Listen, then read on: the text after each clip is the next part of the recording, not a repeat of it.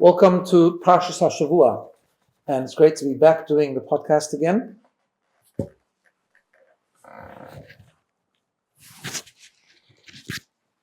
Sorry, we'll start again. Welcome to Parsha Acharei. This week's Parsha is Parsha Acharei Kedoshim. Good to be back. We had a bit of a break. I was away. It was Pesach. So I'm just going to share with you a short idea of this week's Parsha, double Parsha, Acharei Mois Kedoshim.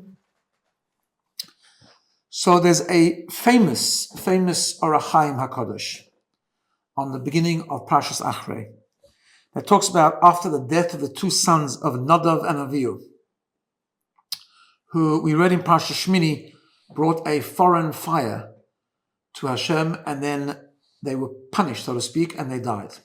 And the wording in this week's Parsha is that Hashem spoke to Moshe Rabbeinu after the death of the two sons of Aaron, Bekorvosam lifnei Hashem, when they came close to Hashem, Vayomusu, and they died. And the Orach Chaim HaKadosh says, what does the Torah mean when it says, and they came close to Hashem? Didn't they do the wrong thing?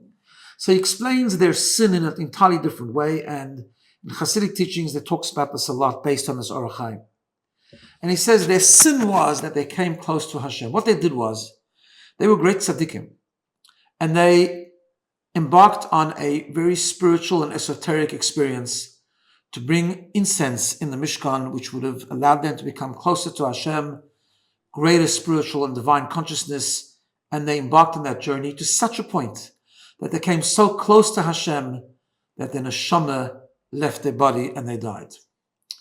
In other words, they died because they just had a disdain for the physical, mortal experience, and the neshama just left their body to become one with the Creator. And ultimately, that was their deficiency, that was their sin, because in Hasidic teachings, we have this concept called Rotzu and Shuv. Rotzu comes the word Rotzu, it's based on a pasuk in Tanakh. Rotzu means to run, Shuv means to return. One of the important parts of Yiddishkeit is the idea of Rotzu. Rotzu means to run towards Hashem, to detach from the physical, to detach from the mundane, and to come closer to Hashem. And in great tzaddikim, what that means is that to develop such a love for Hashem and such a connection to Hashem that maybe at a highest level it could even run the risk of the neshama leaving the body. But when that happens, what's equally important is shuv, to come back, to realize that the ultimate intention of Hashem is to serve Hashem in this world. Elevating the physical, making a home for Hashem in the physical existence.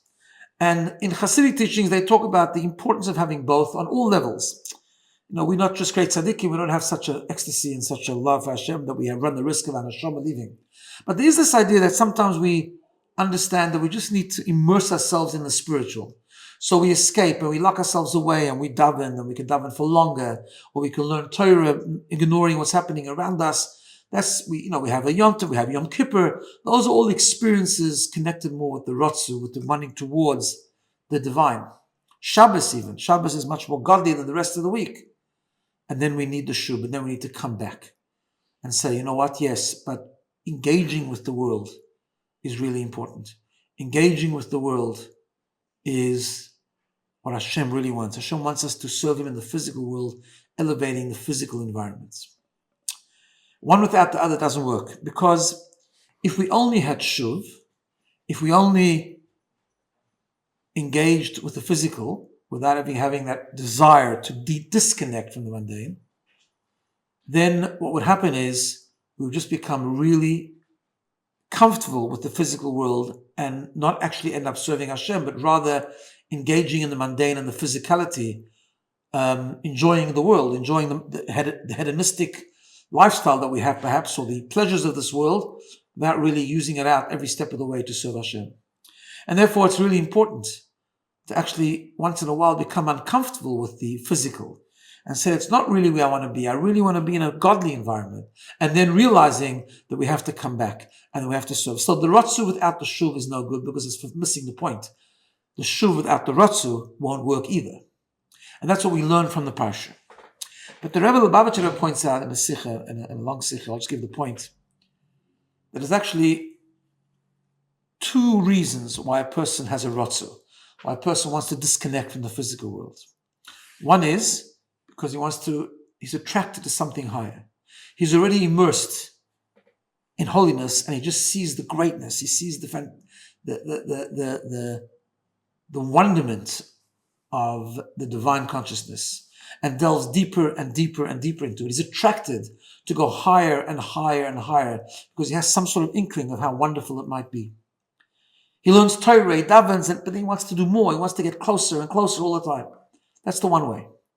The other one is the person who doesn't have that kind of depth of understanding, but he's more involved in the world and understands the risk, understands the values, the distorted values, understands the temptations, understands the challenges of the physical environment, and therefore just wants to disconnect and run away.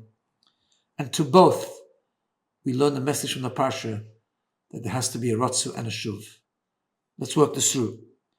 The person who's locked away, learning Torah all day, davening all day, and is at the level of a great tzaddik that just wants to go deeper and deeper, to the point where maybe just become absorbed in a spiritual experience completely without really connecting with the world around him.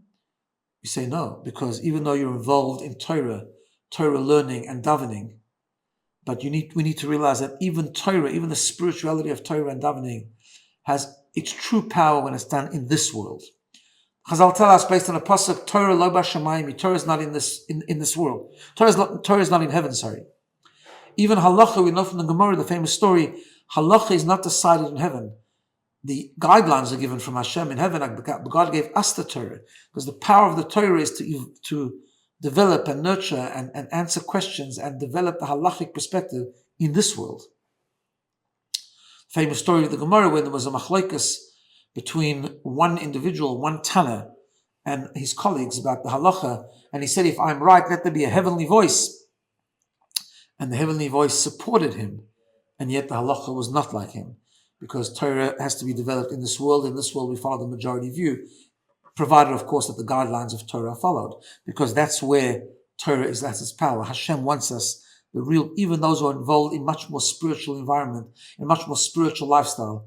But it's only the power of that spiritual lifestyle of davening and learning and being locked away in a yeshiva or a kollel, whatever the case, only when it's in this world, when it relates to this world. And of course, the person who wants to disconnect from the world because of its challenges, doesn't want to live the physical lifestyle because of all of its temptations and all of its risks, also needs to realize, yes, the rotzu is very good. The rotzu is really good, but at the same time, you need to live that lifestyle of a risk. You need to live in that world where there is temptation and there's challenges.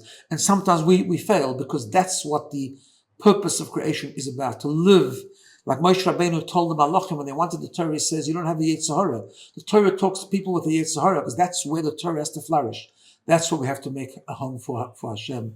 And that's the whole concept we learned from this week's Parsha. The Rotzu without a Shuv, it doesn't work on any level, no matter what the motivation for the Rotzu is. It's an important step, it's an important component. But ultimately we have to serve Hashem in this world, elevating this world to make it a home for Hashem. Have a wonderful day and a good Shabbos.